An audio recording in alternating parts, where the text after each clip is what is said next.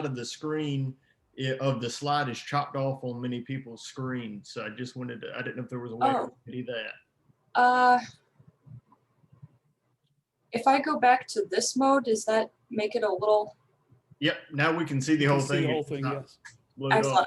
I'll just stay in this mode and you get the same information. Okay, thank you. Sorry about that. No, thank you for letting me know. Yeah, so in our study this year, our method was to intensively sample a single field and collect data on the nematode populations present in that field, and then estimate yield. And we wanted to correlate these two then.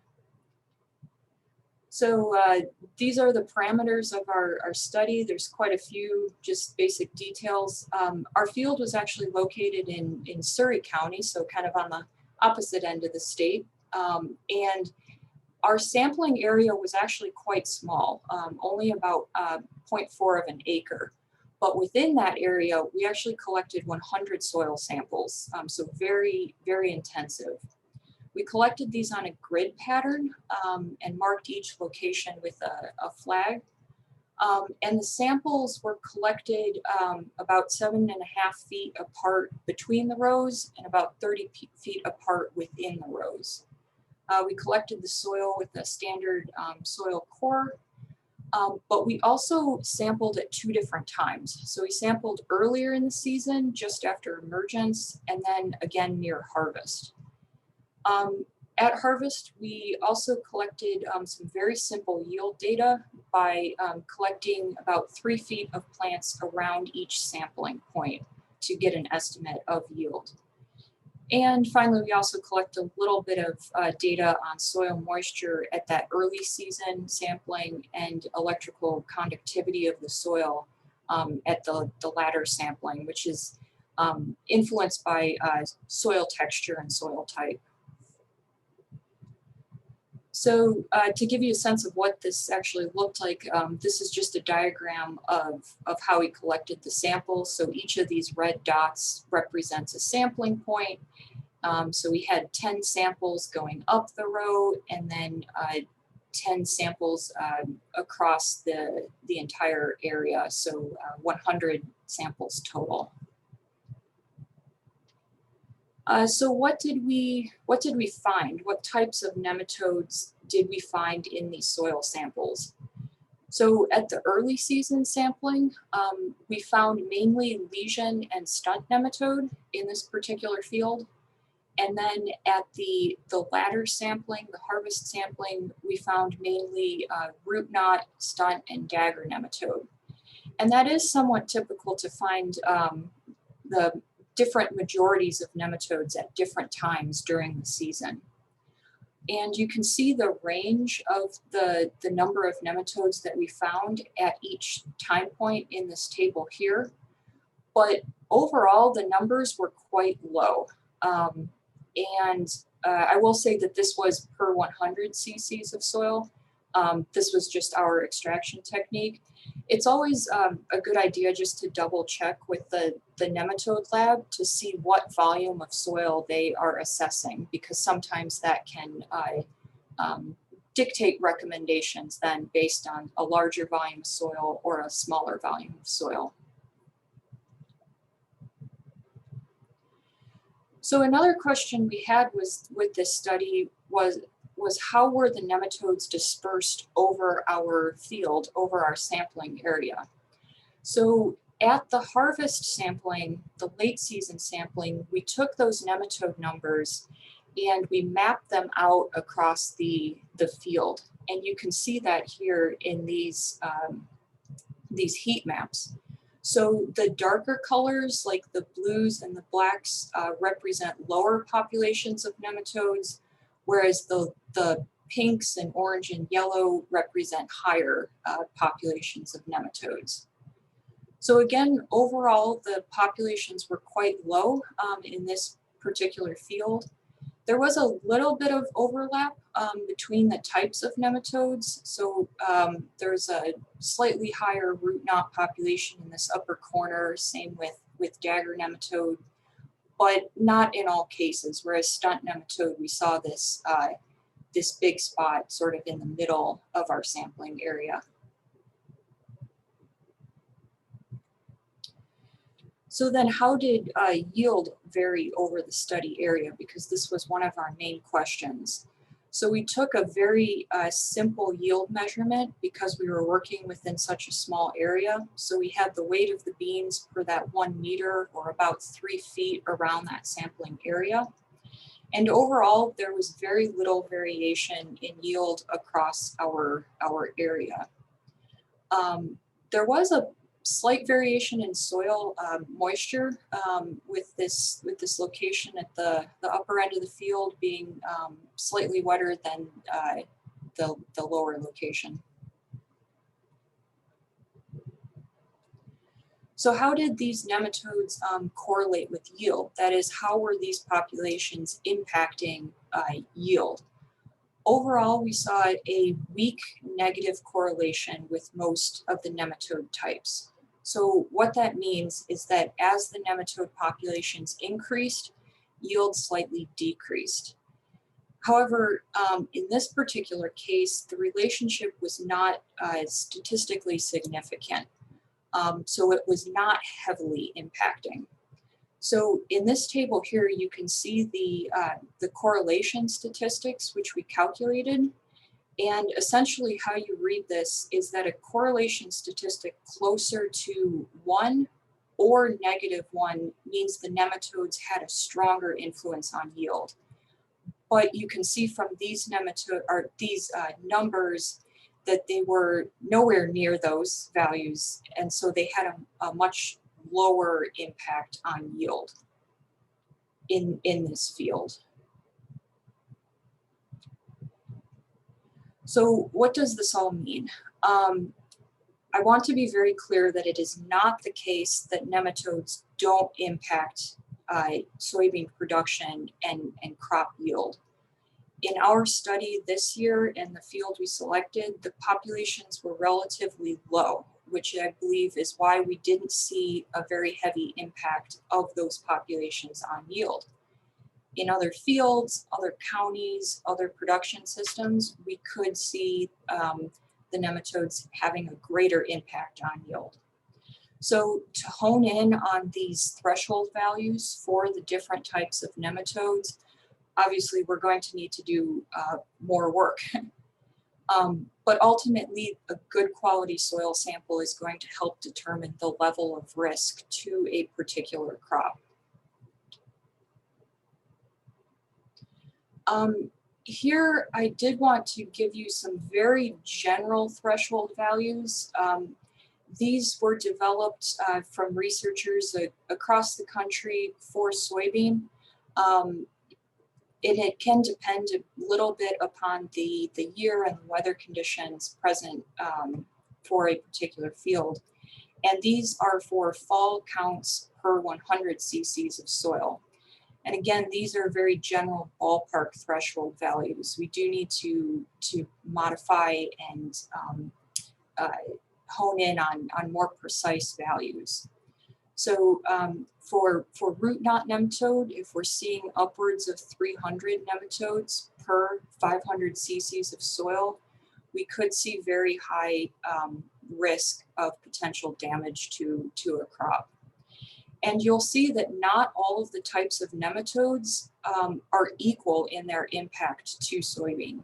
So types such as the soybean cyst nematode and sting nematode, even at very low counts, can have a very high impact. So the damage potential or the risk potential to the crop is also going to depend on the crop being grown, whether it's a soybean or other rotational. Specific cultivars used, different growing practices, and the nematode species sometimes, or in the case of root knot nematode race, or HG type in the case of soybean cyst nematode. So to round out the presentation here, I just wanted to briefly touch on managing nematodes in soybean. And to do such, we have a couple of different goals. Our first goal is a year-round goal, and that is that we want to avoid introducing the problem. Nematodes are soil-borne pathogens, and they're very, very small, microscopic. So as such, they can't move very far on their own through the soil. A lot of researchers only think that most nematodes can move between 3 and 5 feet on their own per year. So therefore, long distance movement, so movement from field to field or county to county, is unfortunately facilitated by people or weather events such as flooding or blowing soil. So if we can avoid introducing contaminated or infested soil to new areas, we can keep areas clean, quote unquote, and keep them highly productive.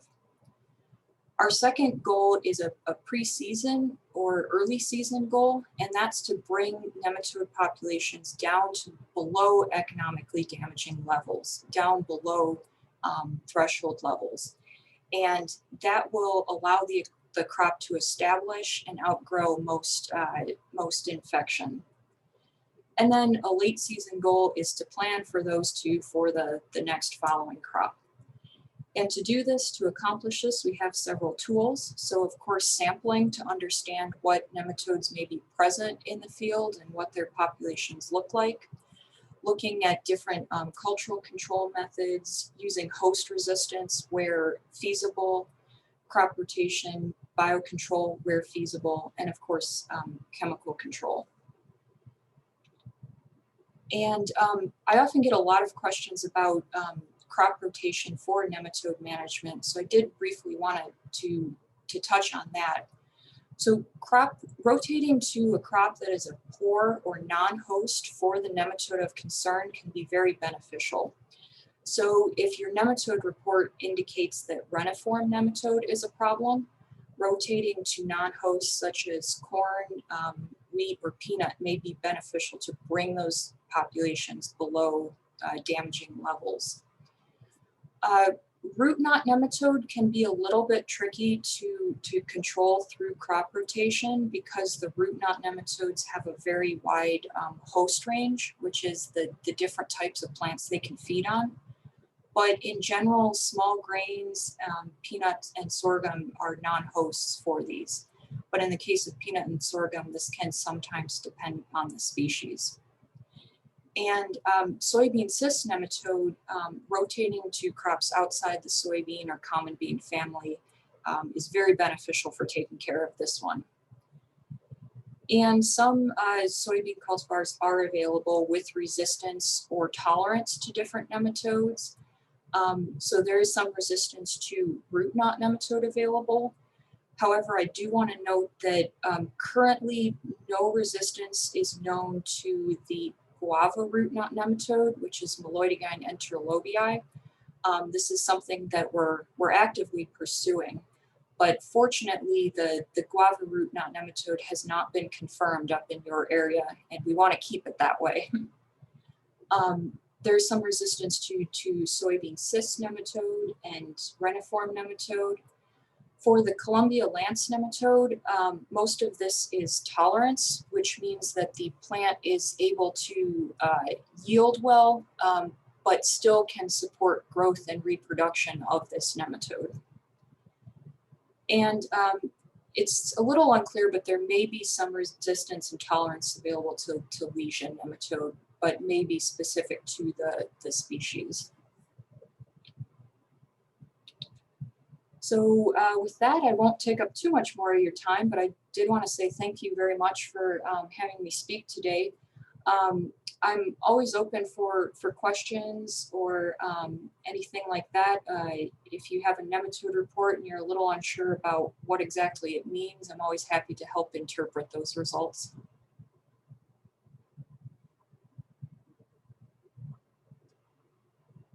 Great, so I will stop share here. Dr. Gorny, we did have a couple of questions in the chat there. I want to make sure you saw that. Oh, yes. Do we need to adjust nematode threshold numbers based on the time of year the samples are collected? Yes. So we generally recommend collecting nematode samples in the fall, and that's because the populations of these nematodes do fluctuate throughout the season, and they tend to be their highest in the fall. And the way that the nematode assay laboratory processes the sample, it's easier for them to find and count the nematodes if there's more of them. So we'll have a better idea of what's truly going on if the populations are robust. But that being said, there is some die-off over the winter. So essentially, yes, to answer the question, we do need to adjust the threshold numbers based upon the time of the year. This is not well understood though. So those values I showed in that one table, and I'm happy to share the slides again, are based on fall sampling. If collecting in the spring, those threshold values are going to be lower, if that makes sense. And am I working with Dr. Yee over at the NCDA to adjust those nematode thresholds? Yes, that is a current area of active research, but that is going to take some time to figure out. And we also know that nematodes are highly influenced by temperature and soil moisture. So that's something I want to incorporate into our threshold values of how weather conditions can affect these recommendations.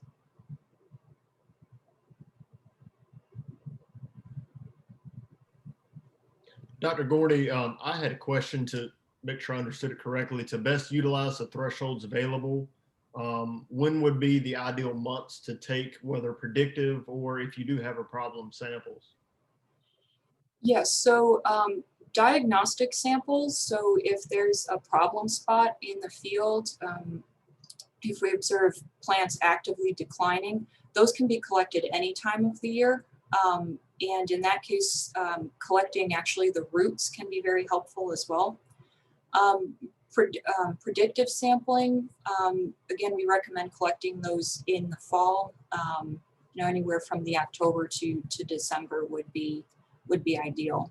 Essentially, of course, we don't want the soil frozen by any means, and we don't want it overly wet either.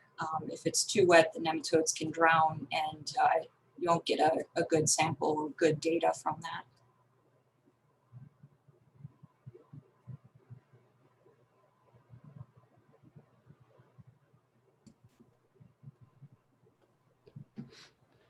Before we go on to Dr. Vann's part of the presentation, I wanted to take a quick second.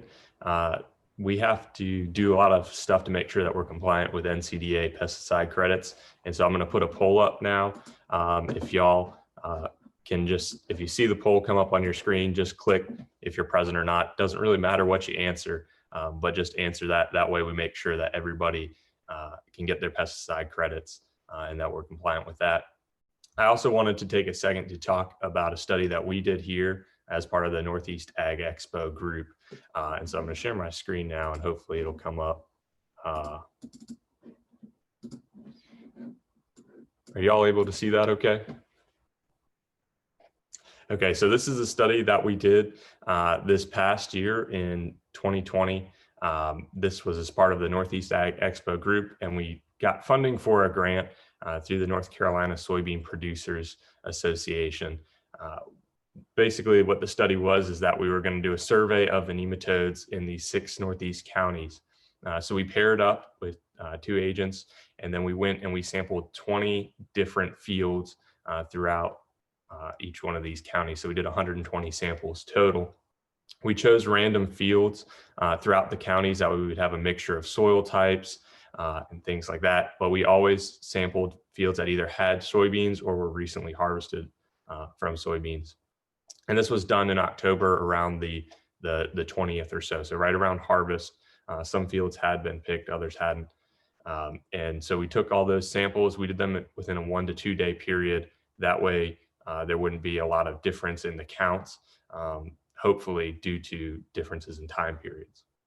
So we took all of these samples, we sent them to the NCDA lab, and then they were able to tell us not only the counts of the different nematodes, but also what different types we had. And so I just wanted to give a brief introduction, and hopefully Dr. Gormy will help us to kind of look at some of these in our area very briefly, and just see some maybe problem areas or kind of relate back to the presentation that she gave just a few minutes ago about some of the control options for these. So I can click through these presentations if you want, Dr. Gormy, and we can go over that. Sure, that sounds good. Yeah, so here we've got root knot, soybean cyst, lesion, and dagger. We do know that the root knot nematodes and the soybean cyst nematodes can be very impactful to yield. And here it's broken down by hazard index, or essentially risk level to a crop. So we do see some hotspot kind of areas within certain counties that we would want to keep an eye on and try to deploy some management techniques.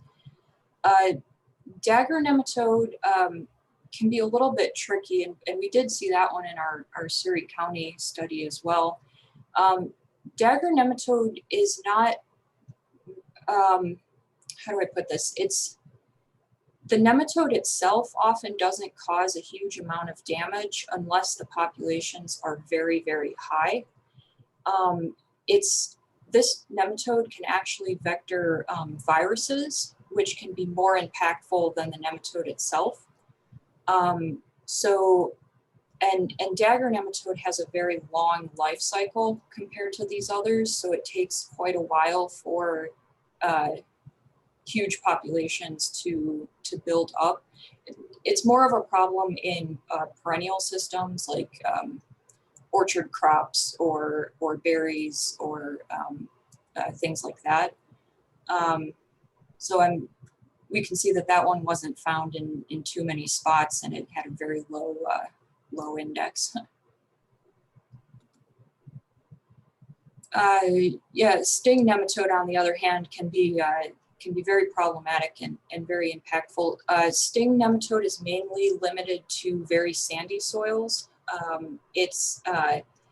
Interestingly enough, it's actually a very large nematode compared to its counterparts. So it needs those sandy soils to move around because it is a little bit larger. But sting nematode does have a low threshold value. So it only takes a few nematodes to really impact yield. It does have a very wide host range, so it can impact a lot of different crops. It's particularly bad on peanut. It can be on tobacco, soybean, things like that. So I'm glad to see that one wasn't found in too many areas.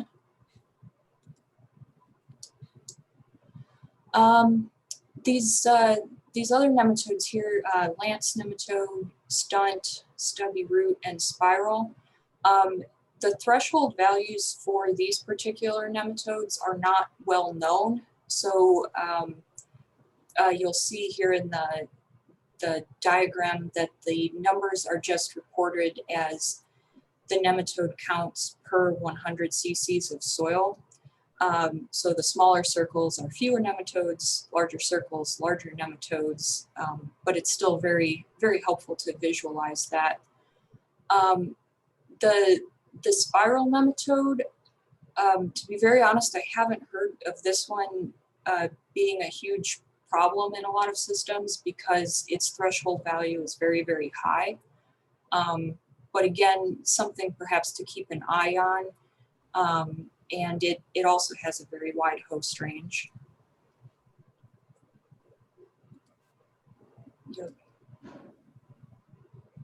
So I don't know if there are any particular questions on those, but I think that was some very beneficial data collected from that survey. Thank you for going over that for us. And if anybody has any questions on those maps, or if anything comes up, reach out to one of us, one of the ag agents in the Northeast, and we'll be able to hopefully assist you or connect you with Dr. Gormy. But thank you for presenting today. I'm going to close the poll now, so hopefully everybody's had a chance to take a look at that. And then up next, we have Dr. Vann presenting for us. Sure. Adrienne, did you see this question come through the chat? I did. I was actually just going to type back a response, but yes, Stan, it's spiral nematode does increase very fast, and as I mentioned, they have a very high threshold. It's sometimes rare to see damage due to spiral nematode, but if you had a particular report, I'd be happy to take a look at those numbers and give you a little more refined recommendation on that. Great. Well, good morning, everyone. I hope you can hear me. It's nice to join you, at least in some format. Is my volume good? Can I get a thumbs up? Okay, great.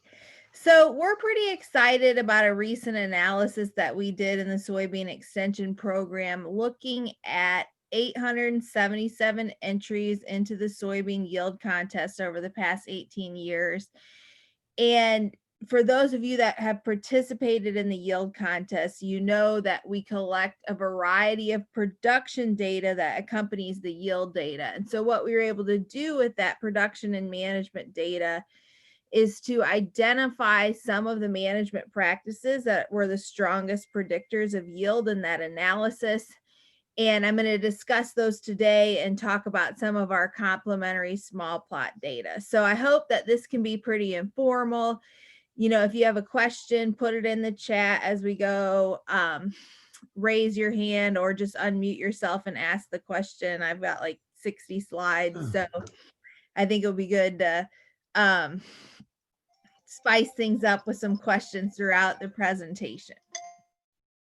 So before I move into the discussion of the keys to narrowing the yield gap, I just want to give the brief on soybeans in 2020 across the state. You know, in much of the state, we started the season very wet with excessive rain in May and June.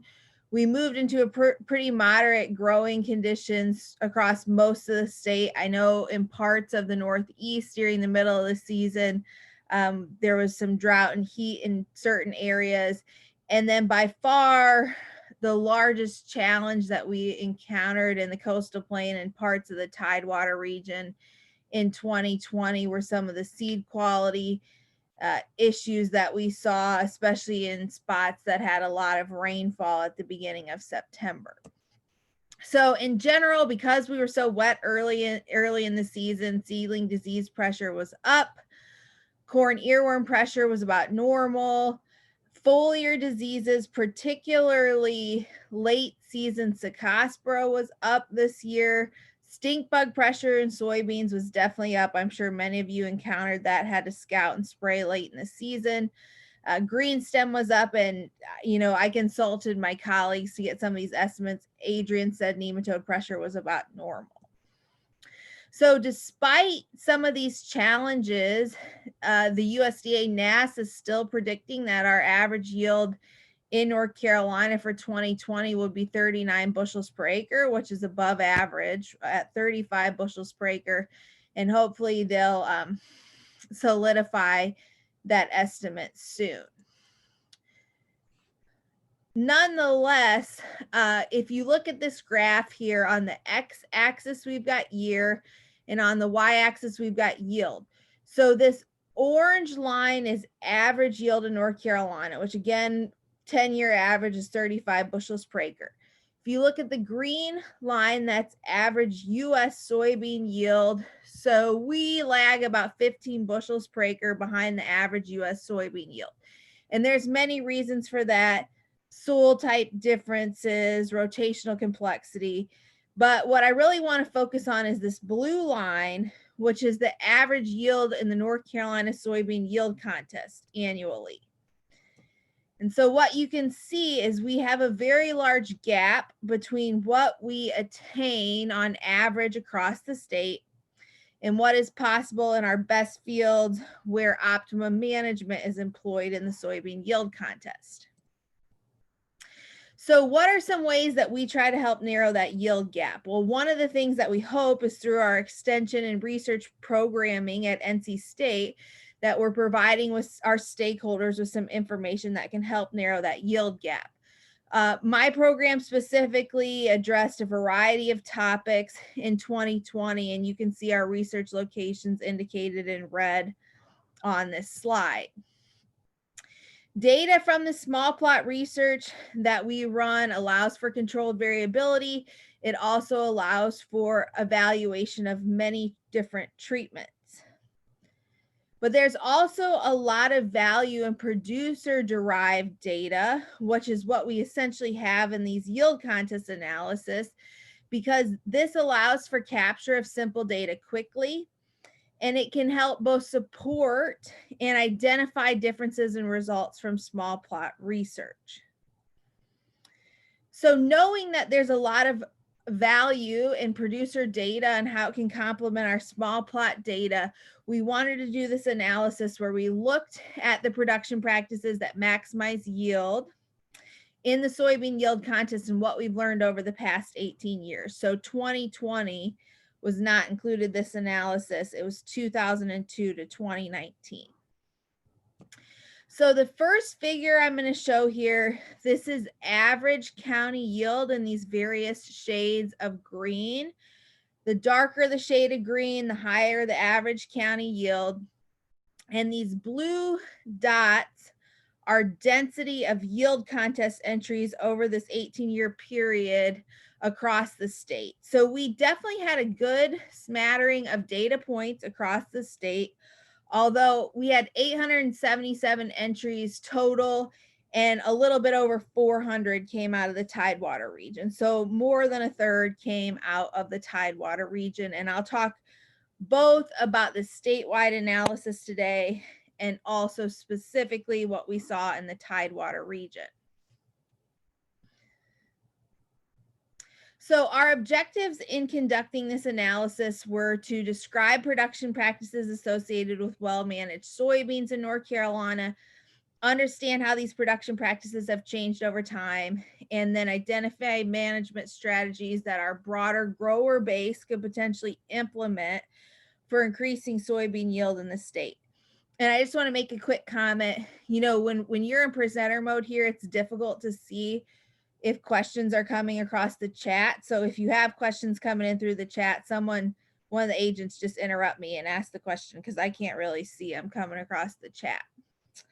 So let's get interactive. What do y'all think are the strongest predictors of high soybean yield in NC? From a management perspective, what can we control that are the strongest predictors of high yield?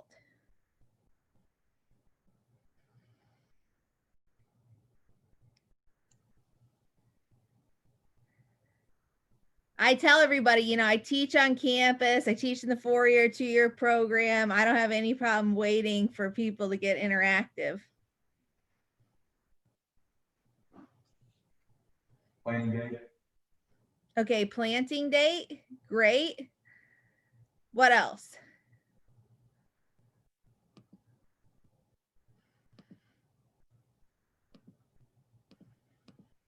Seeding rate. Okay, seeding rate, thanks. I heard somebody else.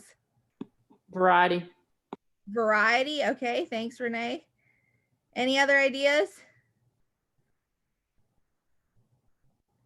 All right, well, those are some of the management factors that we did look at. I'm going to talk about some of the production practices that we looked at and how they changed over time in this analysis on this slide. There's a couple that are missing here, some seed treatments and various things. But anyways, on the x-axis, we have year, so 2002 to 2019. And then on the y-axis, we've got percent adoption. So if we look at maturity group, over the course of this 18-year period in the soybean yield contest, we saw much higher use of the earlier maturing varieties. And basically, we went down to 0% of the entries coming in from a maturity group 6 or greater. From a planting date perspective, you can see we had a considerable shift in employed planting dates across this 18-year period, with a lot more soybeans in the yield contest being planted before May towards the end of this analysis. A sharp increase in the use of foliar fungicides over the course of this analysis, a decline in narrow row spacing. or drilled very narrow 10 inches or less row spacing across this time period. And, that coincided with the decrease in drilled row spacing across the state during that period. You can see in the yield contest, we saw an increase in the use of lower seeding rates during this period. From a tillage perspective, about 50% of the entries came in no-till, 50% came in from a tilled situation. Very few irrigated entries, especially at the beginning of this 18-year period. From a herbicide application perspective, we looked at growers that managed weeds with one herbicide or less, which was actually somewhat prevalent in the first few years of this analysis, which is somewhat surprising. But I think at the time, Roundup was still working effectively on a lot of our weeds. And you can see as that time period progressed, we had very few growers entering with just one herbicide application to manage weeds. And insecticide use fluctuated some, but was pretty consistent across the period. We think that growers that are entering the yield contest are scouting their fields and spraying an insecticide when necessary. So these are some of the major production practices we looked at. There's also a couple others. And before I talk about the results, I just want to briefly discuss how we analyze this data. So again, our question was, which of the management factors that we have robust information about from the yield contest entries have the biggest influence on yield? And the management practices that we looked at are listed out here. And we did some traditional statistical analysis methods. And we also used what is called a conditional inference tree analysis. This is a picture from a figure that we'll put in a scientific publication on this work, but I've broken this down in an extension style format. And basically what this conditional inference tree does is it takes all these management factors and it looks for the one that has the greatest impact on yield. And then it applies a binary split within that and looks for the next management practice that has the biggest influence on yield. So let's look at this conditional inference tree in an extension style. So this is the tree. Well, this is the most important components of the tree in the statewide analysis, which had 877 entries. In the statewide analysis, the strongest predictor of yield was maturity group, with a use of a maturity group 4 or less variety averaging 73 bushels per acre, and the use of a variety greater than maturity group 4, so 5, 6, or 7, averaging 55 bushels per acre. And you can see about half the entries came from each of those categories. So that was the management practice that was the strongest influence on yield, maturity group. To your point, Renee, we didn't look at specific varieties. There's just be hundreds and hundreds of them over that 18-year period. But maturity group, which is, of course, an important function of variety, was the largest predictor of yield. So now within each of those maturity group situations, we're going to look for the second strongest predictor of yield. And it didn't matter if you were using an earlier maturing variety or a later maturing variety. The second strongest predictor of yield was the use of a foliar fungicide. And depending on maturity group, that provided about a 10 bushel per acre yield advantage in this analysis. And finally, when you were using the earlier maturing varieties, the third strongest predictor of yield was earlier planting dates. Okay, so if you were using a foliar fungicide and planting an earlier maturing variety, planting before May 12th provided about a 10 bushel per acre yield advantage. If you were using an earlier maturing variety and you didn't use a fungicide, planting a little bit earlier than that provided a 5 bushel per acre yield advantage. So that was the analysis across the state. And I just want to emphasize that, the shift to some of these higher yielding management practices will influence the need for crop protection. I gave this presentation for crop production group a few weeks ago, and I was going to take this bullet out, but I thought, you know what, it's important if you're going to shift to an earlier maturing variety or you're going to plant earlier, it's going to shift the need for crop protection. So we can break that down again and see that in the statewide analysis, the strongest predictor of yield was the use of an earlier maturing variety. So I'm going to talk about the Tidewater tree next, but does anybody have any specific questions right now on how this works?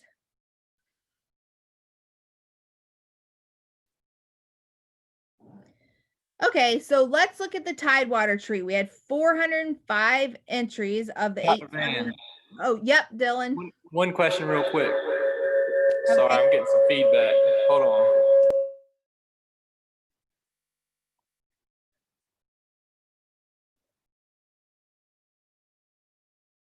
Okay, sorry. The question was, what was the timing on the foliar fungicide?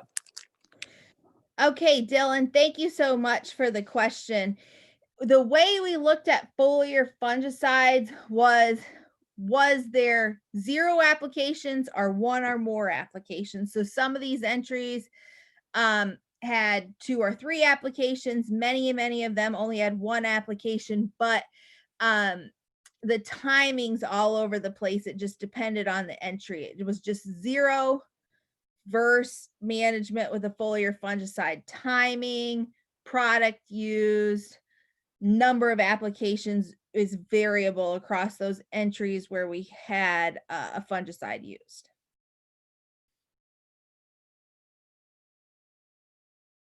Okay, thank you so much for that question. Any other questions? Dr. Vann, I will point out that Al put one in the chat. Okay. And I believe he is talking about the difference in how in the last 10 years he's talked with growers, and he can chime in here, but their corn yields are consistently going up, but their soybean yields are not. And he wanted to know your thoughts as well as Dr. Gorny on whether you thought it was nematodes or diseases or what were holding the soybean yields back. Yeah, so I think, thanks for that question. I know Al's brought that question up a lot. I think maybe it's more appropriate to answer that question at the end of this presentation after we talk about some of these strongest predictors of yield, which are probably some of the limiting factors to yield as well. And I think the genetic gain for corn has been slightly more accelerated than soybean, so that gives an advantage anyways. But we'll get to that one at the end, Al. Thanks for bringing that up. So if we look at the Tidewater tree, in the Tidewater region, the strongest predictor of yield was planting date. I think the growers in the Tidewater region have already selected for earlier maturing varieties in many ways. So the strongest predictor in the Tidewater region popped up as earlier planting dates, with planting May 23rd or before averaging 71 bushels per acre and planting later than that, averaging 58 bushels per acre. In both planting date situations in the Tidewater, foliar fungicide use shows up again as the second strongest predictor of yield. And then when you were planting earlier maturing varieties pop up again as a strong predictor of yield.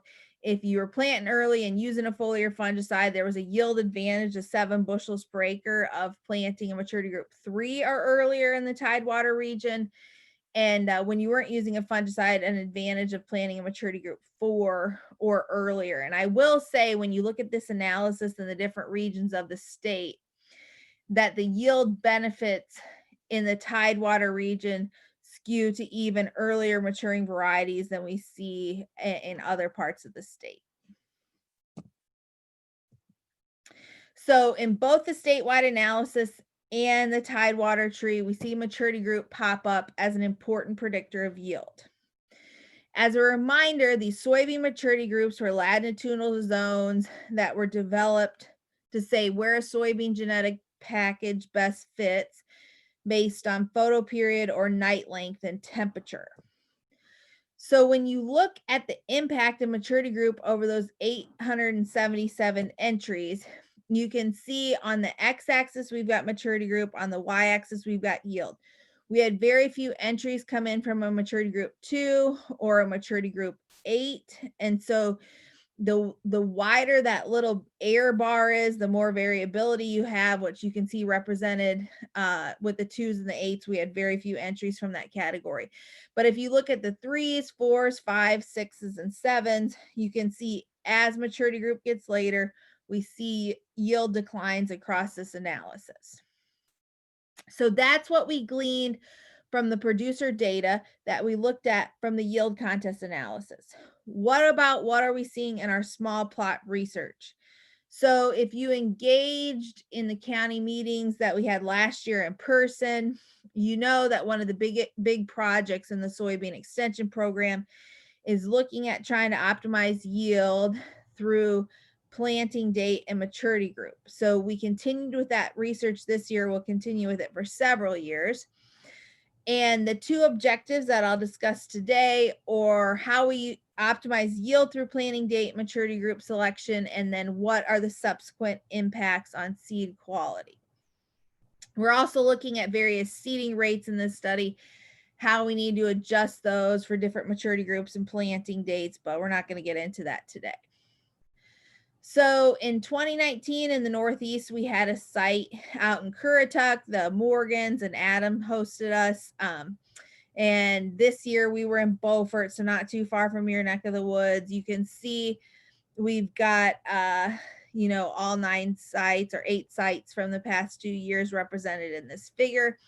We looked at planting dates from mid-March through mid-July and maturity groups 2 through 7 late and a variety of seeding rates. We looked at stand counts. We looked at flowering date, yield. We took sub-samples when we were moving through the plots that of grain that we catch in our combine that we look at for damage and purple seed sink, similarly to what happens when you take your beans to the elevator. And we also ran those samples for protein and oil. So this is an overhead image of our Robeson County site in 2020. At this particular site, the beans look pretty good in late July, but as we moved into September, this site caught a tremendous amount of rain.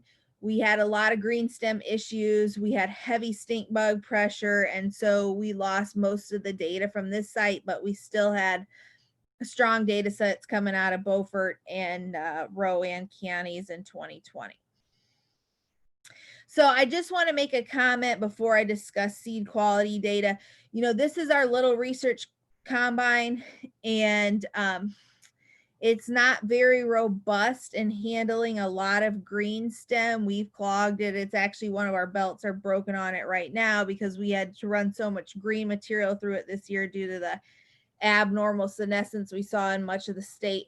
And anyways, I just want to make a note that especially early in the season, if we're seeing a lot of green stem, we will wait to harvest those plots to protect our combine probably longer than a grower would. And so that's going to have some influence on our seed quality data, which I'll talk about, but I just want to make sure we're transparent in pointing that out. Across these sites, I always get the question, are you guys timely on harvest?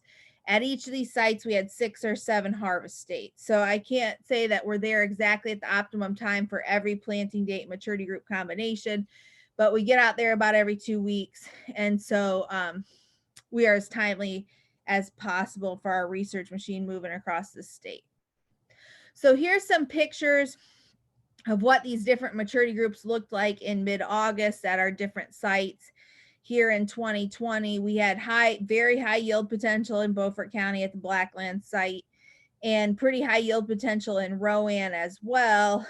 In Robeson, we suffered from the aforementioned issues. So I want to look at the data from this trial combined over 2019 and 2020. So we had 8 sites feeding into that data. One of them was from the Northeast. If you look at the x-axis, we've got the maturity groups that we looked at. We looked at 1 variety per maturity group. It was typically a mid variety from that maturity group. So 2.5, 3.6, 4.5. We try to stay in the middle of the maturity group range. And we used all Asgrow genetics to try to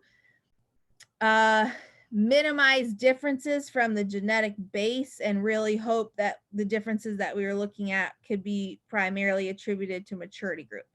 So on the x-axis, we have maturity group. On the y-axis, we've got yield. And these different colored lines that are going to pop up are different planting dates. So if we look at a mid-April planting date, which is early for the vast majority of growers in the state, we saw the highest yields with the maturity group 4 and 5. Same situation when we were planting in late April. When we move into mid-May planting date, same thing. Highest yields with the maturity group 4 and 5. In a late May planting situation, we combine across all these sites, we actually saw the highest yields with the maturity group 3. As you push into mid-June and mid-July planting, so mid-June, more traditional double crop, mid-July, late planting, although there was plenty of beans planted in July in 2020. Our data from the past 2 years shows that growers have some flexibility in using a maturity group 4 or later. So on inevitability, get calls. I got one yesterday. Can I plant an indeterminate variety in a double crop situation? Well, I wouldn't plant a 2 or a 3. There's simply not very much time for a very early maturing variety planted late to grow vegetatively prior to moving into reproductive development. But our data over the past few years shows that there is some flexibility using a 4 through 7 in those late planting situations. So I wanted to just refresh everybody's memory on what we saw in Currituck last year. We also had a high yielding site in Currituck. On the x-axis, you can see the planting dates we were able to put out in Currituck last year, early May through late July. Yield in bushels per acre, and our highest maturity group by planting date, when we planted in May, the highest yielder was a maturity group 5, mid-May, maturity group 4, and then as we pushed into later planting dates at that site, there was some variability in the highest yielding maturity groups. But what we're really trying to do with this data set is get 4 or 5 years of data so we can make strong conclusions about how these maturity groups perform across planting dates. If you just think about the difference in weather conditions between 19 and 20, in 19, there were several weeks in May, it was very hot. It sent a lot of those beans into premature flowering. This year, or in 2020, it was wet and cooler than normal in May. And so there's some pretty big year differences. That's why we need to get data over multiple years to make strong conclusions. And what we're going to do is build a grower decision support tool using all this data where you can plug in what your desired planting date is, and it'll spit out what the best maturity group and seeding rate combination would be to use at that particular planting date. But if we look at this data in a different way, look at our different planting dates. So we're planting really early, late March to mid-April. In 19, we saw the highest yields of the maturity group 4 and 5. In Beaufort, it was 3 and 4. Again, I'll emphasize, I think we see a shift to advantages in earlier maturing varieties in the Tidewater. In 2020 in Rowan, it was 4 and 5. And if you look at the data across all sites, when you're planting really early, we're seeing the highest yields of the maturity group 4 and 5. It's the same situation for late April to early May planting dates. When you look at all the sites, same thing with mid to late May, traditional full season planting situation. And when you get into mid-June and mid-July and you look across all the sites, there's really not much yield difference whether you're planting a 4 or a 7 in those double crop or late planted situations. So I will say that one of the limitations to this study is we're only testing one variety per maturity group. But let's look at data from our official variety testing program where we're looking at a bunch of different varieties within each maturity group. So I've got the data from that test here for 2017 through 2020. In the OVT test, we have 2 planting dates. We have a full season situation, which is typically planted in the middle of May, and we have a double crop situation, which is typically planted in the middle of June. So I want to look at the average yields across these maturity groups in across those 4 years. So if you look across those 4 years in a full season situation, all of our MG4s average 69.6 bushels per acre. The 5s average 64.5 bushels per acre. The 6s average 61.9 bushels per acre, and the 7s and 8s average 54 bushels per acre. So same thing we saw in our small plot data. We see an advantage in a full season situation from the MG4s and 5s. Same thing we saw in our small plot data. Same thing we saw in the yield contest analysis. An advantage of planting earlier maturing varieties full season. In a double crop situation, if you look at the averages for a 4, it was 58 bushels per acre, 5, 56, 6, 59, 7 and 8, 52. So those averages across maturity groups are much tighter in a double crop situation, which is comparable to what we're seeing in our small plot data. So what's the optimal soybean maturity group to use in North Carolina? You just saw data from the producer data and the yield contest analysis, an advantage of earlier maturing varieties. In a full season situation, we're tending to see those advantages in our small plot research as well. But the answer to this question is more complex than just focusing on the yield advantages. If you're going to plant an earlier maturing variety, you have to be committed to not only earlier harvest than you might use in your operation, but also more intensive management with foliar fungicides, potentially a seed treatment with a fungicide early in the season if you're planting early, scouting for insects to protect seed quality, and some management strategies you might not have historically employed in your soybean production. So that is the strongest predictor of yield in the statewide analysis, soybean maturity group. Also popped up as important in the Tidewater analysis as well, although not as important, I think, because growers have shifted already to the majority of those entries coming from earlier maturing varieties. So before I move on to the next strongest predictor of soybean yield in this analysis, does anybody have any questions or comments on maturity group?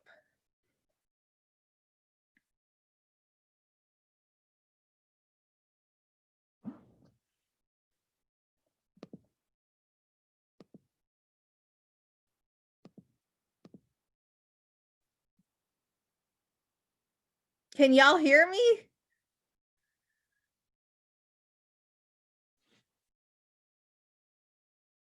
Yes, we can. I can.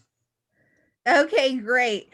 Well, sometimes I'm like, oh, is my screen frozen? But we'll just roll into the next topic and maybe this will generate some more discussion. Thanks, Al, for letting me know.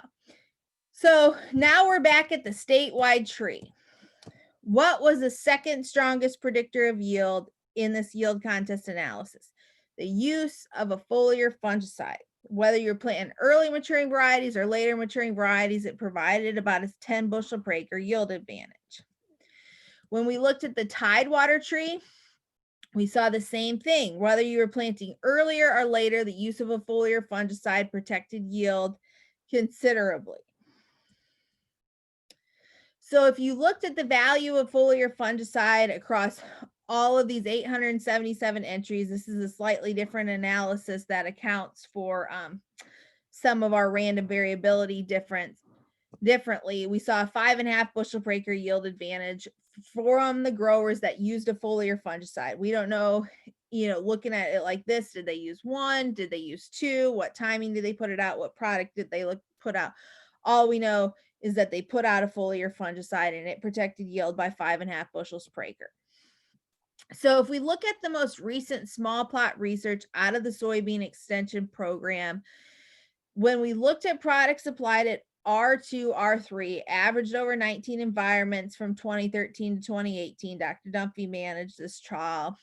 We saw anywhere on average from about a 1 to 3 bushel per acre yield advantage from a use of a foliar fungicide. Typically, those yield advantages were more pronounced with a foliar fungicide that had multiple modes of action. So if you look here on the x-axis, we've got some different fungicides. On the y-axis, we can see the yield increase over the non-treated control.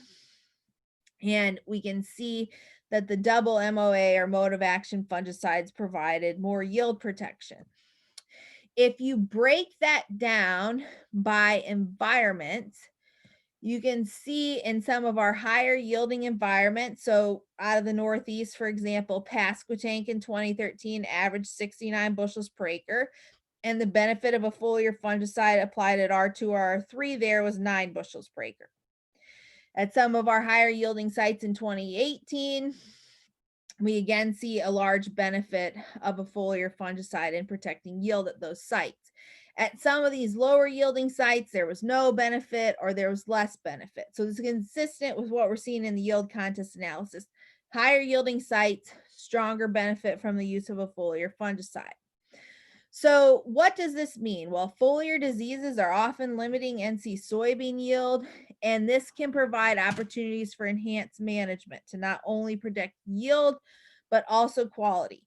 So if you as a grower, you as an advisor to growers know that foliar diseases are limiting yield in this state, then hopefully that incentivizes you to select varieties that have resistance packages. And if you can't identify a variety that's a good fit for you that is strongly resistant to frog eye, for example, then you need to be scouting and ready to make a foliar fungicide application in a high yielding situation. Any questions or comments on foliar fungicide use? I think this is an area, Dr.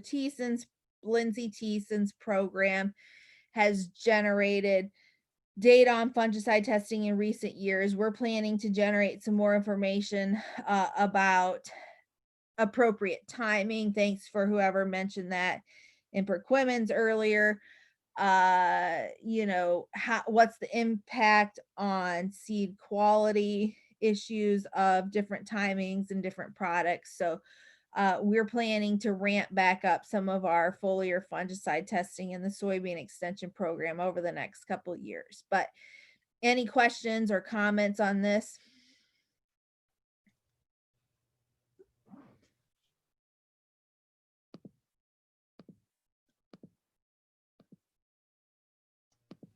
Dr. Vann. Hey, Al. Question I have for you. I have had elevator operators tell me that they can look at a sample whether or not a fungicide has been used, a foliar fungicide. The question I've got is, we definitely see that there's impact on yield, especially in high yield environments. The question I've got is, if you're also very much concerned about seed quality, so you don't have damage, you don't have rotting, is the objective for ensuring good shelf life feed, is the timing going to be different than trying to also protect yield? Because these might be two entirely different strategies for these different areas of concern. What's y'all's thoughts?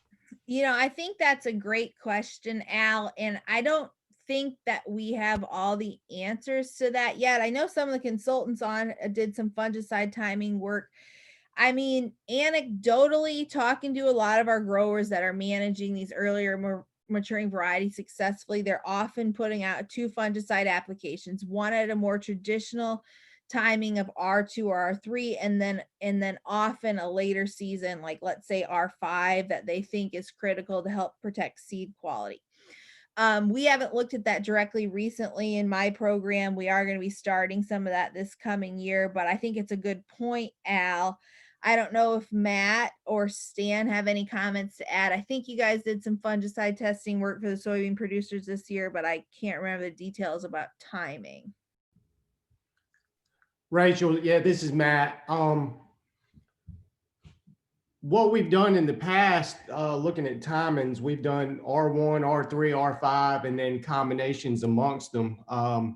We just chose a commercial standard for the area, not looking at different AIs. And what what we've kind of come up with is that the optimum timing is going to be that R3 to R4 time frame if you're going to try and get away with maximizing the benefit of one spray and not having to make two, because it gets pretty expensive.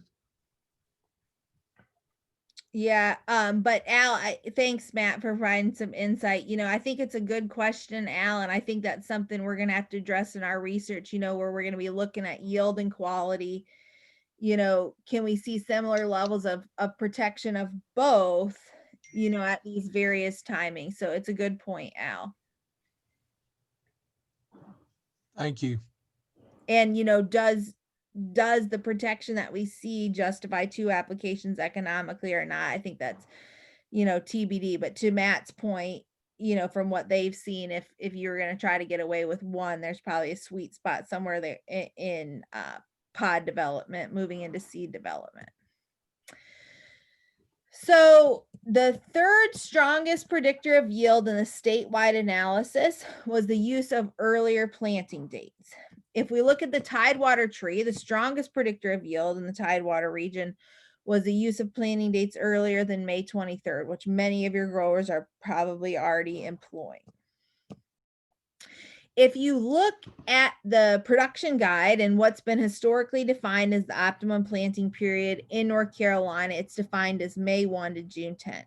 Well, we really want to hone in on if there's a cutoff somewhere in that, which we anticipate there is, where the optimum planting periods really, let's say, get these beans planted by May 20. But we're going to need several years of data to be able to redefine this optimum planting period.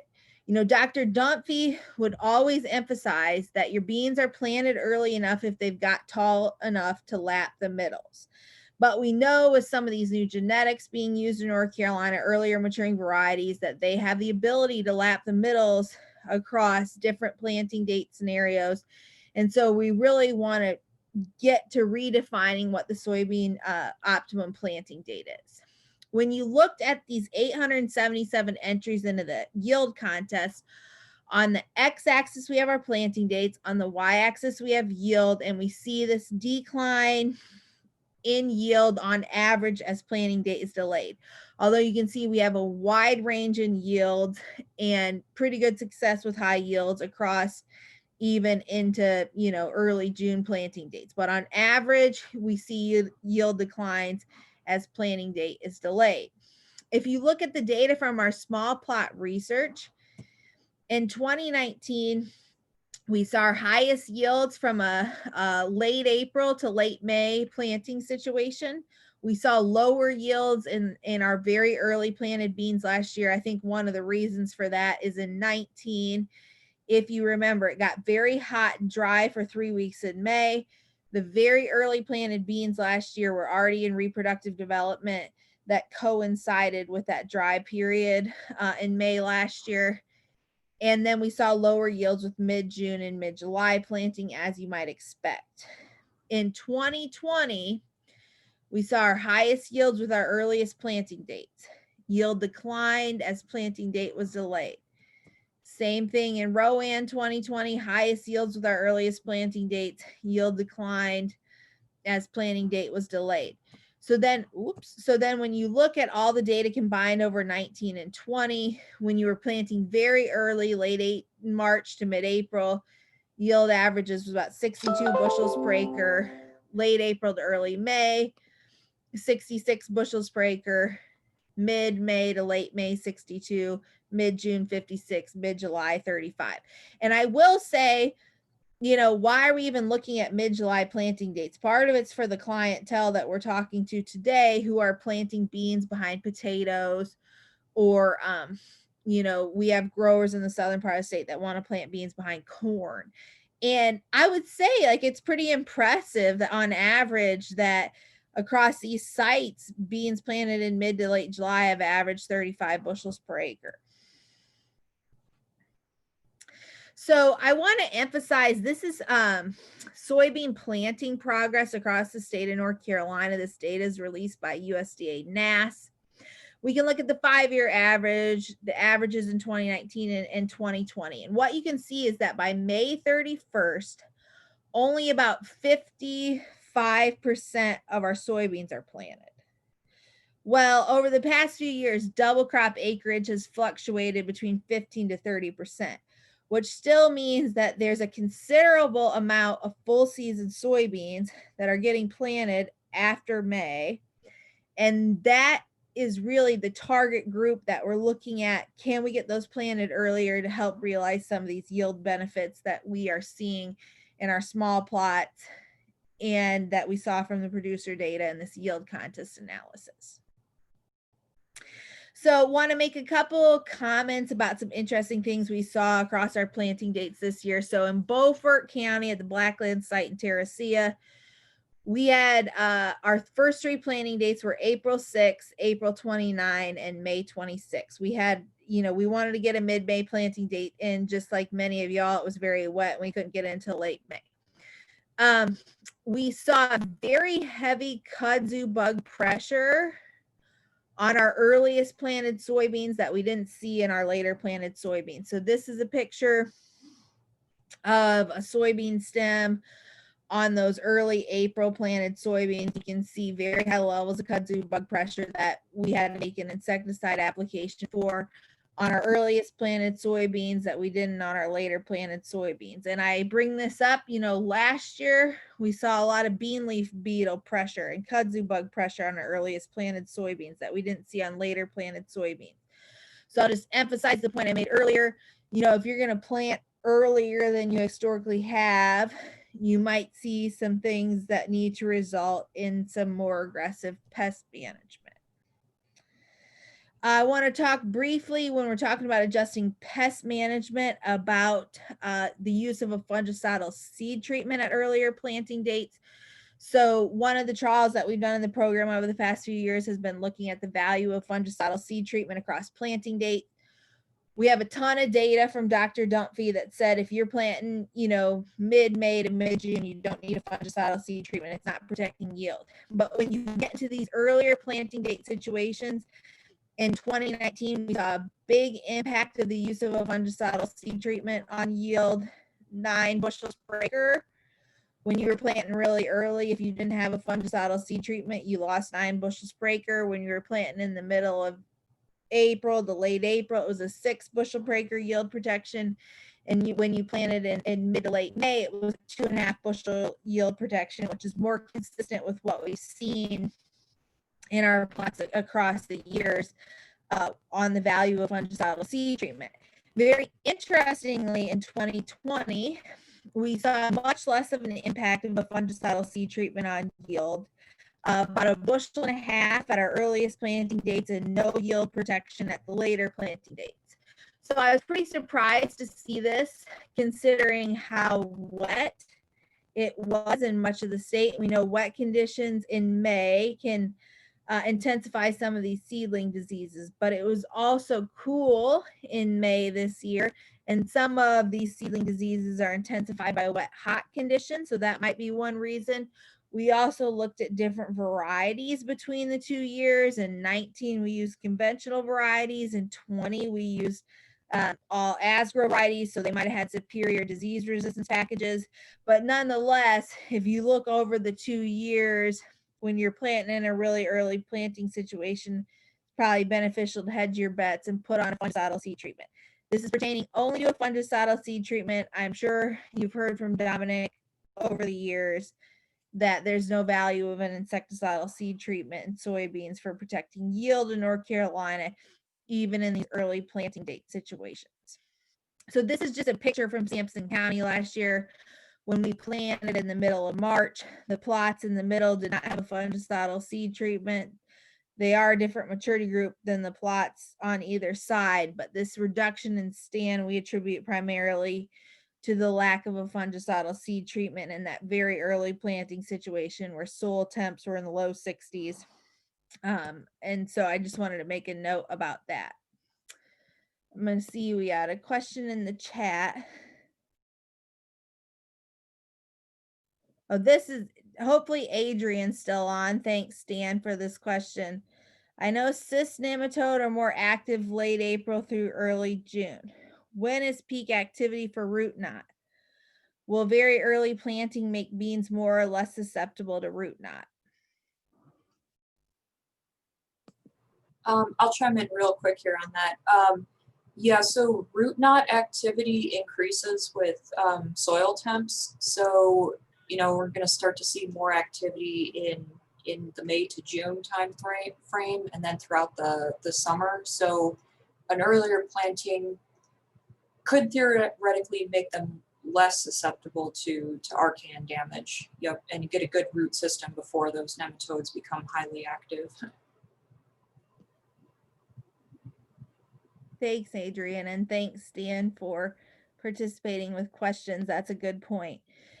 One tool that I wanted to highlight to y'all is called Soy Stage, and it was out of the University of Arkansas. And maybe some of y'all have played around with this. And this tool was developed with support from the United Soybean Board to help growers in the Mid-South predict when their soybeans would be in various reproductive growth stages, depending on soybean emergence date. So not planting date, you got to use emergence date, because let's say you plant in late March and it takes your beans 3 weeks to emerge versus you plant the beginning of June, it takes 1 week. That has an influence on when they're going to flower. It's really when they emerge, not when they were planted. So you plug in emergence date and you plug in your maturity group.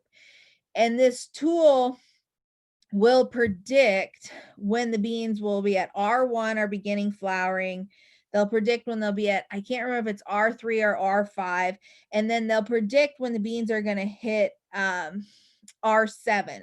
And I think there's some valuable functionality about using this for when the beans will hit R7 if you're thinking about using a desiccant, just because you then in your mind can get an idea based on these predictions when your beans will be approaching physiological maturity. I don't think utilizing this tool replaces boots on the ground scouting. This is based on historical 20-year weather out of the Mid-South if you use the phenology maps. But now a new functionality here is if you use the current year, you can plug in your zip code and it'll actually use your current year weather to make some of these predictions. So I think there's a lot of functionality here. And I encourage everybody to check this tool out.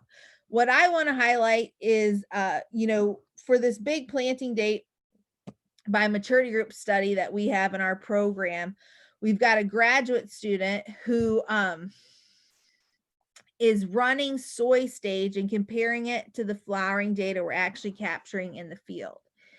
And I'm going to, for some reason, it's not letting me advance to the next slide. Here we go. So on the x-axis here, we have maturity group, and on the y-axis, we have days. And this is for our captured versus predicted flowering timing in Beaufort County in 2020. And these different colored bars represent our different planting dates. And so the predicted value is at the 0. That's what we predicted using Soy Stage. And I want to show you what we actually captured in the field in 2020. And so you can see what we actually captured, especially for the earlier planting dates, was 10 to 20 days behind what was predicted using the 20-year historical weather out of Beaufort County. We actually used the Beaufort County weather data to predict these using the Soy Stage tool. And anyways, I highlight this because y'all remember how wet and cool it was in May. And you can just see what the influence of that weather pattern did for our soybeans. They were flowering 10 to 20 days behind what they would normally have been because of that cool, wet weather in 2020 compared to what we would expect based on historical weather. As we push into our later planting dates, mid-May to mid-June, usually the captured versus predicted flowering was within 5 days, 5 to 10 days, which is pretty good, to highlight the functionality of that tool. So as a recap, what were the strongest predictors of yield in both the statewide and the Tidewater analysis? Maturity group, foliar fungicide use, and the use of earlier planting dates. I acknowledge there's practical limitations to employing these. First of all, with maturity group, you're going to have to be committed to an earlier harvest timing. You're going to have to be committed to more aggressive pest management, and you might encounter green stem issues that you've not historically encountered with later maturing varieties. I think from a foliar fungicide perspective, that mostly offers our growers opportunities to be more intentional about disease management. But also one of the challenges is if you look at our small plot data, most of the benefits from a foliar fungicide occur in higher yield environments. It's not always easy to predict your yield environment. And we also, just like with our herbicide chemistries, need to protect our fungicide chemistries and pay attention to resistance management. And finally, from a planting date perspective, that was one of our strongest predictors of yield, but there can be rotational complexity and harvest timing limitations to planting your beans earlier than you have traditionally as well. So in the spirit of mentioning some of those challenges, I do want to talk a little bit about the seed quality issues that we encountered in 2020 across the state. So Dominic, Lindsay, and myself visited dozens of fields this fall where we had seed quality issues. I know I was in contact with Al several times talking about seed quality issues in the Northeast, although I think the vast majority of this occurred in the coastal plain. But nonetheless, I just want to talk a little bit about some of the things we saw in 2020 and acknowledge up front that we don't have a full understanding of all the drivers behind the seed quality declines. But Dominic and I are putting in a proposal right now where we hope to get a graduate student that can help us more deeply investigate some of the seed quality issues that we're seeing in beans over the past few years. So what impacts seed quality? Previous stressors, like what we saw in 2020, where we saw a lot of rainfall early in the season in May, likely compromised the root systems of many of these beans. Maybe that compromised the plant itself, defense mechanisms, and so it wasn't as robust against some of these seedling diseases later in the season. Wet conditions, continued humidity like we saw in 2020, and harvest delays can all contribute to some of these seed quality issues.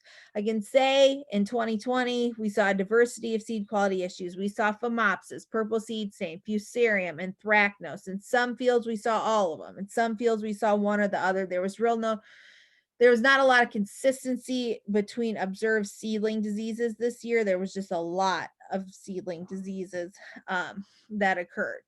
So in the fields that we looked at in 2020, very back of the notebook, here's some of the things that we identified as consistent amongst these fields.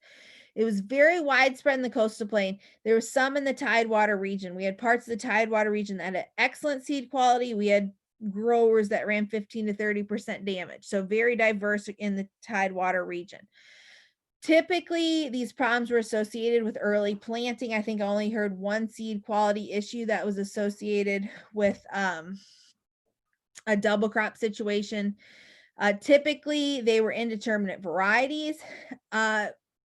More often than not, when we went to a field and talked to a grower about these issues and we asked, what was your stink bug pressure late in the season? How was your foliar disease pressure? They hadn't been in those fields since the middle of July and didn't have a good pulse on pest issues later in the season. And this was just not the year to stop scouting your beans in the middle of the summer because we had such heavy stink bug pressure. And we also had some late season diseases come in. We saw lots of rain in early September. Stink bug damage was sometimes present, sometimes not. So stink bugs take the heat for a lot of these seed quality issues, but I can tell you we saw some pretty horrific fields from a seed quality perspective that had no stink bug damage or stink bugs were scouted and managed aggressively. So there was no consistency in levels of stink bug damage, no consistent varieties. I'll get called like, is one company's varieties worse than another? No, but I will say there was consistency in the maturity groups. It was typically indeterminate, early 5 or earlier maturity groups, but no consistent varieties. Again, no consistent diseases. There was many different diseases. We think that early season stress might be a contributing factor. And I will say, you know, a few fields that I visited this year, especially in the Blacklands, had some pretty strong management interactions with this damage. Like some of the more telling situations would be, you know, the grower had his late season fungicide or insecticide spray out of an airplane. So the airplane didn't get close to the telephone poles on the road. And you can see a big difference in seed quality from where management was and was not employed. And that's one of the things that we're hoping to further investigate here in the upcoming years. So we put some more comprehensive thoughts on this issue together on the soybean extension portal. So check those out. And I'd love to hear from y'all on any thoughts as well. You know, one of the things we're doing in that big planting date by maturity group trial is we are collecting seed quality data. So these are some pictures from our very earliest harvests, you know, 2s planted in early April, 2s or 3s planted in early April. In Beaufort County, I'll show some data there. We saw a big impact of planting date maturity group on damage. In Robinson, where we had the very severe green stem issues and had a lot of stink bug pressure, our damage ran up above 50%. And in Rowan County, we saw less than 8% damage across planting date maturity group. So if we look at Beaufort County 2020, we got damage on the y-axis here. This doesn't include purple seed stain. This is all other types of damage. And planting date on the x-axis, you can see that we saw our highest levels of damage in the maturity group 4 that was planted in early April and the maturity group 4 that was planted in late April. And you can see there were some harvest delays on those 4s planted in early April. Any idea why we had delayed harvest there?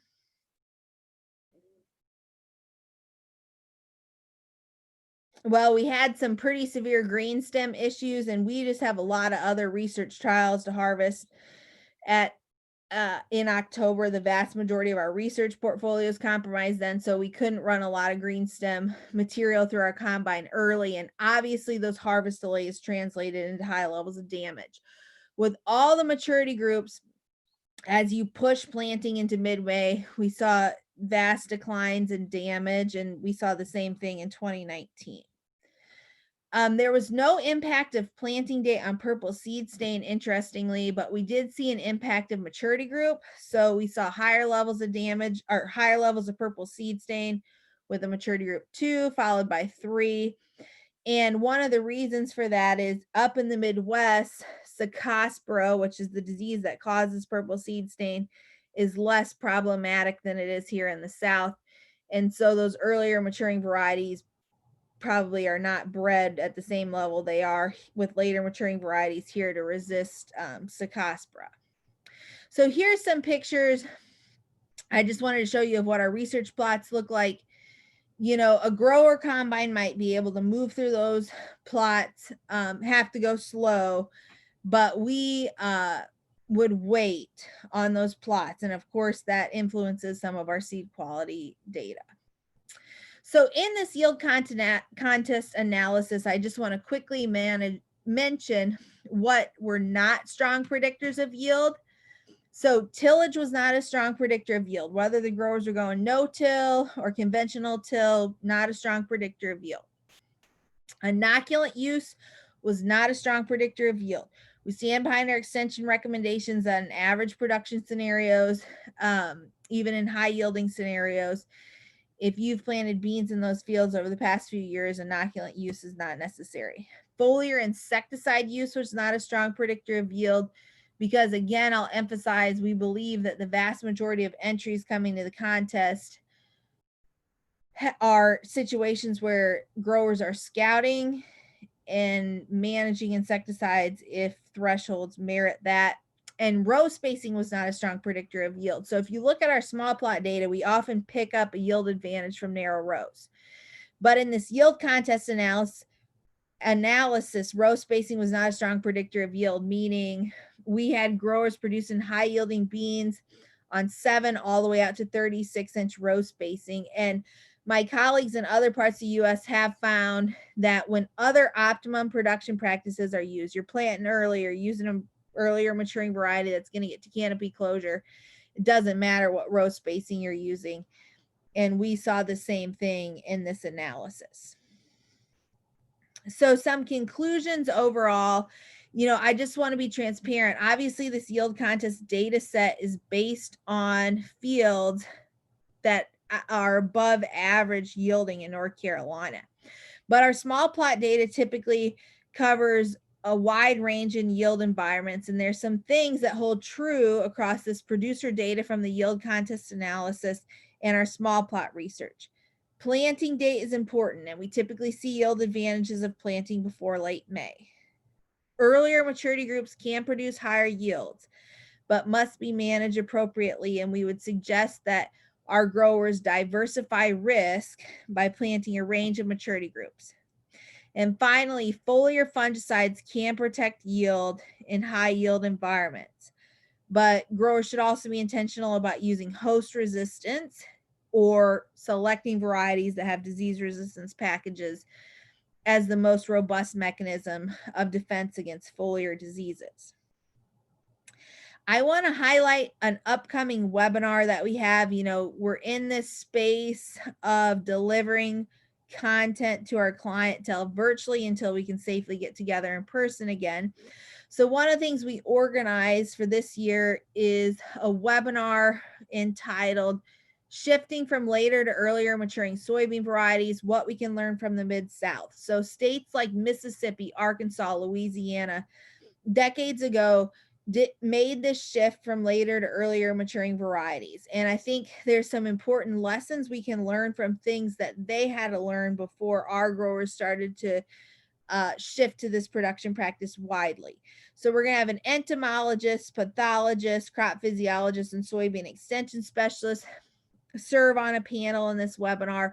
They'll provide their top 3 considerations for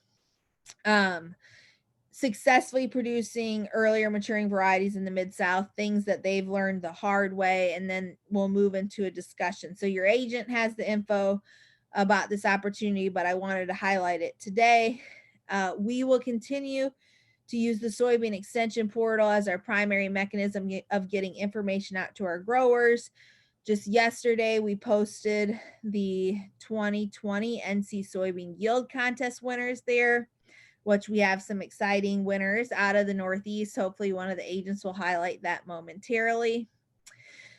Everybody on the soybean extension team was very active in developing videos over the summer on a variety of topics. Some agents developed videos as well related to various aspects of soybean production. So we hope that you have checked out some of those videos. And that is the information that I wanted to cover today. And I would love to have questions or feedback from folks on anything we covered today. And I see Adrienne still here too to hang around if you have questions for her.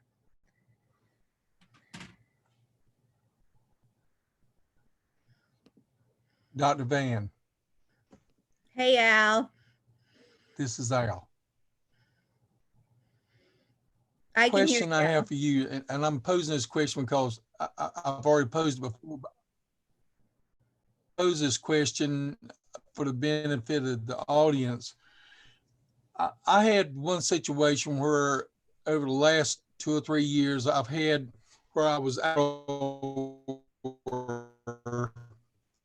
and they would be this variety. It was a late 4, planted early mid-May.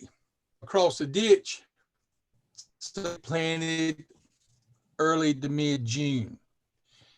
The early to mid-May, the ones planted that same variety planted early to mid-June were ready to be harvested. This same grower has had years with this very same exact scenario. So I asked the grower, I said, in your mind, going back through your mind about dates and where you've had problems, what date would you say would be the date patch you have not seen problems with green stem? and they said May the 10th. And because I have felt their pain for about 2 or 3 years. And I said, at least for this situation, I'm not saying this is a blanket recommendation. I said for them, I would not plant before May the 10th.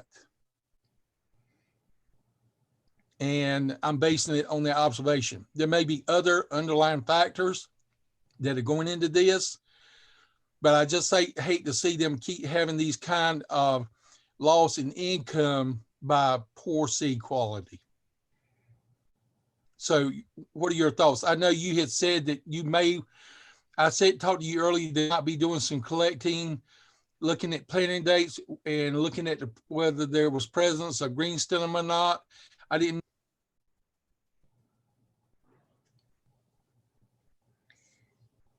Okay, Al, thanks for bringing this up. Al, you're cutting in and out a little bit while you were asking your question, but I get the gist of it. And Al has brought this up before. You know, I don't think it's as simple as saying, you know, a certain planting date is going to minimize your issues. I will say in our research plots this year, we were able to get some of our earliest planted 2s and 3s harvested without green stem issues that had emerged in the May planted 2s and 3s. So I don't think it's as simple as a cutoff in planting date. I just think it has to do with the time that weather and pest pressure affect those beans when they're coming into R6 and R7, our full seed and physiological maturity. And I think that it's just an area that we still have to get more information on. I know Stan Winslow's on, who has a lot of experience with the green stem, and we acknowledge that we are still trying to, you know, more deeply understand the interaction of planting date on this issue. But Al, I will say in our research plots, we've seen some of our earlier planting dates not have green stem issues that we've been able to harvest and get out of the field. And then we saw the issue emerge in some of our May planted soybeans. So I think it is more complex than just setting a specific date. There's a couple other. Dr. Vann, Go ahead, Al. I just want to say I agree with you. I'm just wondering, I haven't had a chance to look at this grower's weather conditions. If there's any kind of common thread, maybe, you know, soil, you know, rainfall or temperatures, and just see, I agree with you, but that was the most direct thing I want my fan until we get a better answer.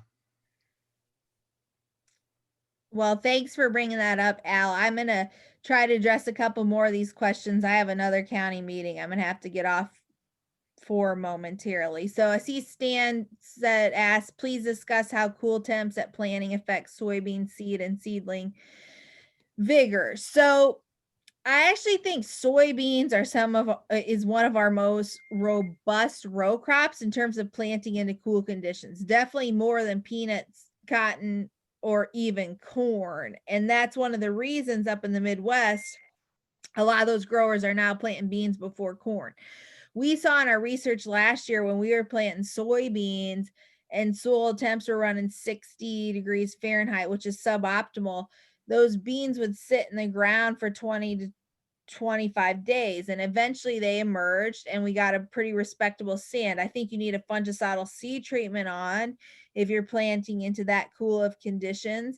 But from what we've seen and what we know from our colleagues in the Midwest, I would not let, you know, soil temps less than 65 prevent you from planting your beans. I would just make sure that you have a fungicidal seed treatment on in that situation, because some of these seedling diseases can be intensified by cool conditions. So, you know, I'm not sure from a nematode perspective how much we're compromising the root systems by getting the beans off to a slow start, but I do know a lot of our colleagues and growers in the Midwest now plant soybeans earlier than corn because of their ability to withstand cooler temps more robustly than some of the other crops.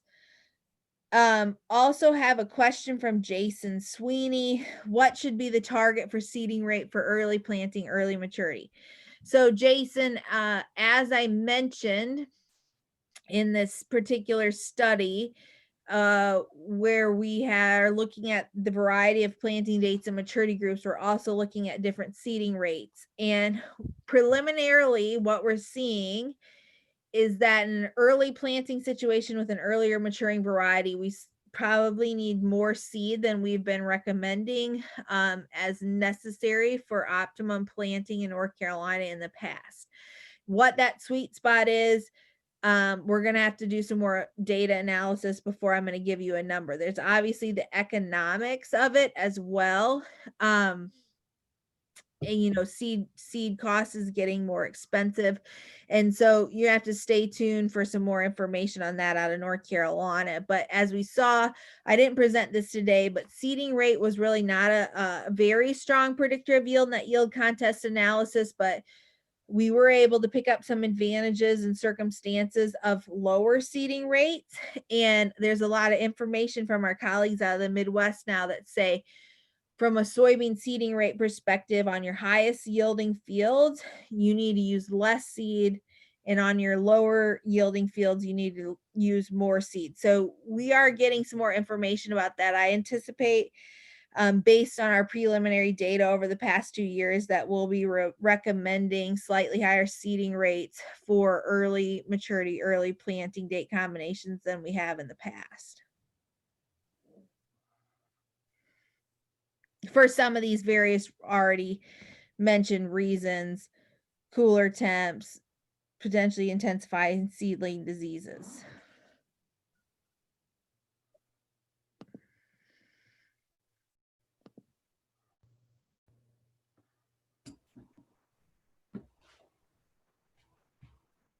Other questions? Rachel, we have one more. Okay, Dylan. The question in McQuimmons is, what is, so your seeding rate when you plant and then when you're harvesting, what is your final plant population are you seeing? Is that? Yeah. Okay. What's your difference between your planting and your actual harvesting? What's your difference between your planting rate and your actual harvest stand when you go into harvest? How much loss are you seeing? How much loss are you seeing? From our research plots here. So the seeding rates that we're using are actually 75,000 to 150,000 seeds per acre. We're looking at 5 or 6 different seeding rates. I think I might have listed that wrong in the presentation. But anyways, we're looking at 75,000 to 150,000 seeds per acre. And I have not looked deeply enough at the percent loss across those planting date scenarios, across those various seeding rates. So I'm not going to make a comment on that right now. The graduate student that's on this project is writing his thesis this semester, and we will look at the stand loss. That's a great question. I'm sorry, I don't have a good answer for that right now.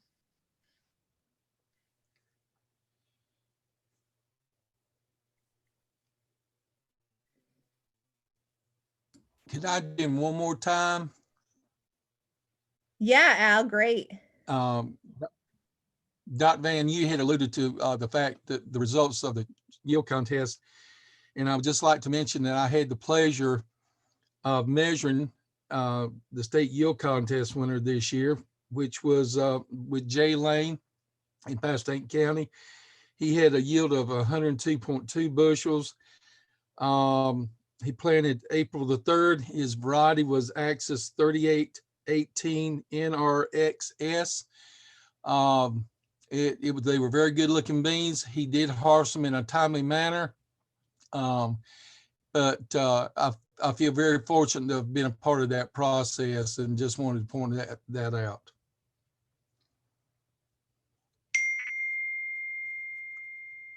Thank you so much, Al. It was great to see a new winner of the yield contest. And we also had a Tidewater regional winner out of Perquimans. Dylan, do you want to make that announcement?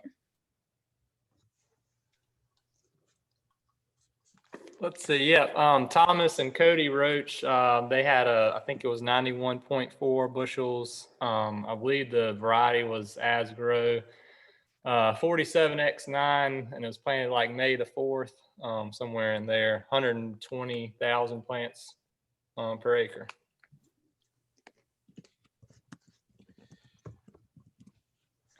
Great. I'm going to post the yield contest results in the chat right now so you can look at all of those. But thanks, Al and Dylan, for highlighting some of our winners this year.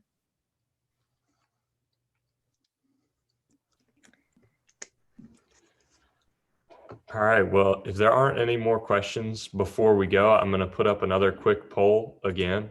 Well, I don't know if I can do that. Here we go. So if y'all could just go ahead and answer that. Also, we'd like to thank Dr. Vann and Dr. Gorny for coming today and presenting and giving us this timely information. We really appreciate y'all coming out, even though it's on Zoom and not in person. We still appreciate it. We also have a couple meetings coming up. Next week, we have our corn production meetings. Is going to be the same kind of format on either Tuesday, Wednesday, or Thursday, whichever day works for y'all. So make sure that you tune in for that information. And then we're going to be sending out our evaluations through emails this year. So take a look at those. Please fill them out for us. It helps us decide what kind of research we're going to do. So that soybean nematode study that we did comes from y'all's suggestions. So we really appreciate those. If you have things that you'd like to see or ways to make these meetings better, let us know those in the evaluations. They're anonymous. So we really encourage y'all to fill those out if you can. Be looking for those in those emails in the next few days. But it doesn't look like we have any more questions. So we appreciate y'all. And thanks again, Dr. Vann and Dr. Gorny. Glad to be here with y'all. Wishing you the best as you plan for 2021.